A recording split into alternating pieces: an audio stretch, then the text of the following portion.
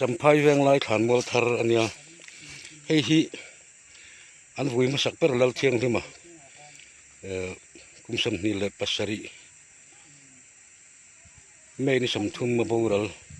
an phum na nia ti hian a chung lam hi RCC in siama abang lam poi RCC thau nia chon a mai lam hi i tra in rem phuya leiro chan som ni velin ati phui pa kani ti chuan cham phai weng lai than mola hian tun din hna hian than ira kan siam sa kha som le pani siam sa ti hian oma ti chuan wei me ten kai thoina fel tak an siama ti hian kuang leng tok velin kwa hi RCC wen an siama achunga khian than lung phun na tur ti hian ruam man ne ngal bok ta chuan than lai ngai to lovin ti hian mi thia piang thalu chel ta do na ni amin ven palat lai karen lo kal ta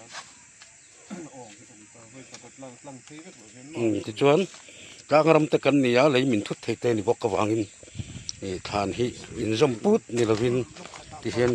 a block te in an siama block khata hian pakua a paruk da nia chuan block in kara te hian ong siam ani boka hei hi ti chuan block top ber hi adang zong ain ti len ania a chan chu kuang lian bik riu te hi om the ne wangin hei hi in vel lok na ta na a to a block to pa hi adang zong ain an ti lian ta ni hian hei hi tun ma te watanga kan lo an lo rat to thin kha nia zo ko thara te chuan an kal pui to a tin champhai zo tlanga pon kal pui do na ke mi kolram kan u nau te ho khi chuan than lai a har sat po ka wangin than lai loin tiang vek henin ma na tang to khan an lo kal pui to ni hei hi zo ram hum danga po tin ve ta that mel khop ma than han chil rum rum ngai to lovin ti hian a sen soi tle me tam deuh leka